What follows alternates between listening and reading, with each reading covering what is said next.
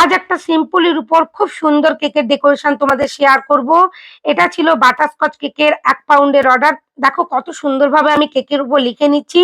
সমস্ত টেকনিক তোমাদেরকে ভিডিওর মধ্যে আমি শেয়ার করেছি। ভিডিওটা স্কিপ না করে দেখলে তোমরাও পারফেক্ট ভাবে এরকম একটা কেক বানাতে পারবে।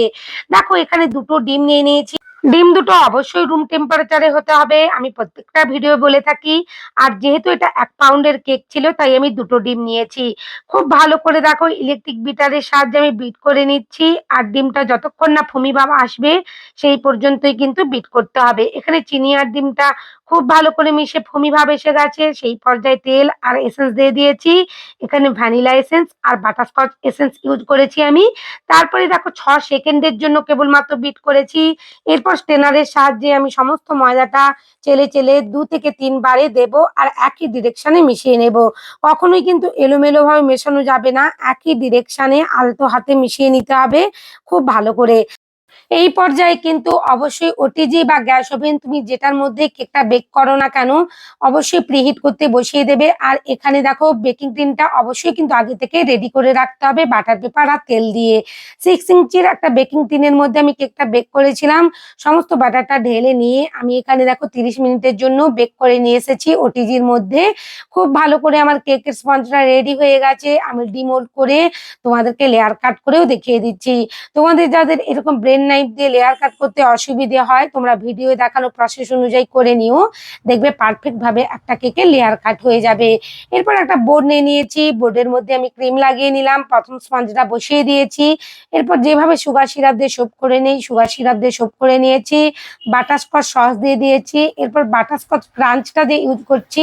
এটা আমার নিজের বাড়িতে বানানো আমন্ড আর কাজু বাদাম আর যেভাবে আমরা ক্যারামেল বানিয়ে বানাই তো সেভাবেই বানিয়েছি, কারণ আমার কাছে বাটারস্কচ ক্রাঞ্চটা শেষ হয়ে গিয়েছিল যেই দিন আমার কাছে এই কেকটার অর্ডার এসেছিল। তাই আমি বাড়িতেই কিন্তু এটা বানিয়ে নিয়েছিলাম। খুব সুন্দর করে আবারও আমি দ্বিতীয় লেয়ারটাও করে নিচ্ছি, একেবারে ক্রাম কোটিং করে নেব। বাড়িতে এভাবে কোয়ালিটি মেনটেন করে কেক বানালে পারফেক্ট ভাবে একটা কেক বানাতে পারবে, প্লাস বাড়ি থেকে একটা কেকের বিজনেস করতে পারবে। আর অবশ্যই কিন্তু কোয়ালিটিটা মেনটেন করবে। দেখো বাটারস্কচ এখানে সসটা দেওয়ার পর অবশ্যই চারিদিকে স্প্রেড করে নিতে হবে। আর ক্রাঞ্চ গুলোও কিন্তু চারিদিকে স্প্রেড করে দিতে হবে। একই রকম ভাবে আমি তৃতীয় স্পঞ্জটাও বসিয়ে দিয়েছি। যে বোন আমাকে এই কেকটার অর্ডার করেছিলেন উনি ওনার হাজবেন্ডের জন্মদিনের জন্যই অর্ডারটা করেছিলেন। আর ভালোভাবে বানিয়ে দিতে, ডিজাইনটা পুরো কাস্টমাইজ ছিল, তো ভালো করে আমাকে বানিয়ে দিতে বলেছিলেন, সেই অনুযায়ী আমি বানিয়ে দিয়েছি।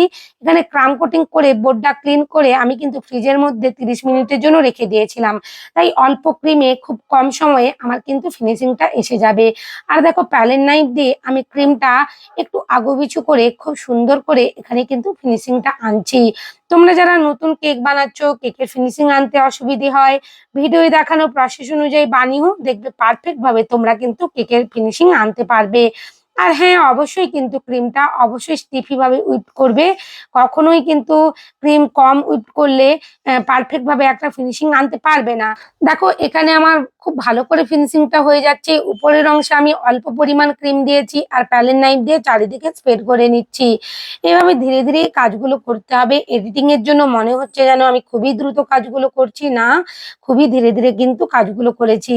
এখানে একটা দেখো রোজ বানানোর জন্য আমি নোজেল এনেছিলাম, সেই নোজেলটা দিয়েই খুব ভালো করে চারিদিকে একটা ডিজাইন করে নিচ্ছি। যেভাবে আমাকে বোন ডিজাইন পাঠিয়েছিল তো সেই অনুযায়ী দেখো এখানে আমি ডিজাইনটা করছি।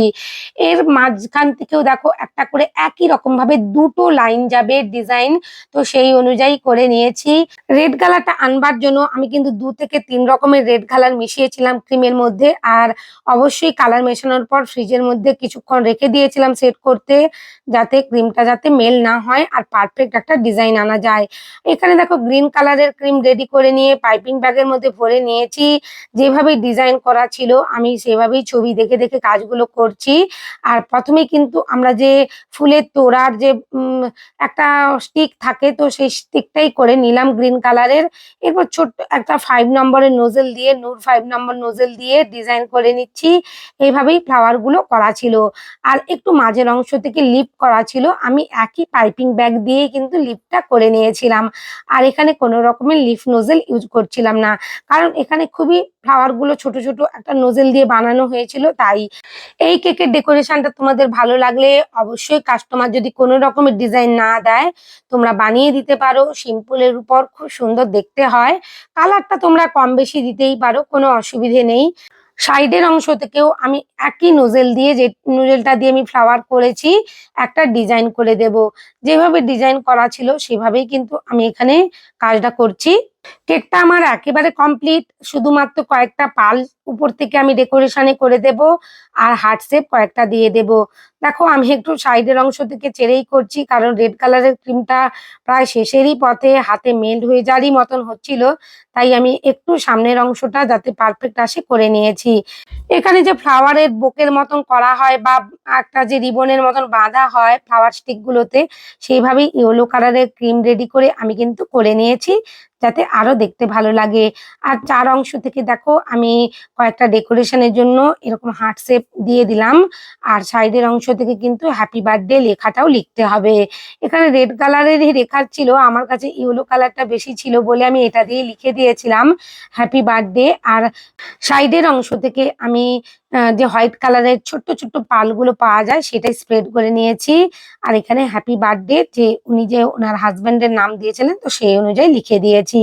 কেকটার মধ্যে আরেকটু নতুনত্ব আছে, তো বো দিয়ে উনি ডিজাইনটা করতে বলেছিলেন, তো সেই অনুযায়ী রেড কালারের দেখো বো বানিয়ে নিয়েছিলাম। বো দিয়ে আমি কেকটা ডেকোরেশন করেছিলাম। এই ধরনের কেকগুলো এখন খুব ট্রেন্ডিং এ চলছে, এভাবে বো বানিয়ে কেকের মধ্যে ডেকোরেশন করা। এই বোর যে ভিডিওটা আমি কিন্তু শর্টস হিসেবে তোমাদের সাথে শেয়ার করব, লং ভিডিওর সাথে আর রাখলাম না, কারণ এমনিতেই ভিডিওটা অনেক বড় হয়ে গেছে। তোমরা সেটা দেখে কিন্তু পারফেক্ট ভাবে একটা বো বানাতে পারবে। এর আগেও একটা বোর ভিডিও আমার অলরেডি চ্যানেলে আপলোড করা আছে, তোমরা সেটাও দেখতে পারো। ভিডিওর লিঙ্কটা আমি ডেসক্রিপশন বক্সে দিয়ে দেব। খুব ভালো থেকো সবাই। দেখো কেকটা খুব সুন্দর লাগছিল বোটা সাজিয়ে দিতে। অনেক ধন্যবাদ তোমাদের ভিডিও দেখার জন্য। সবাই খুব ভালো থেকো।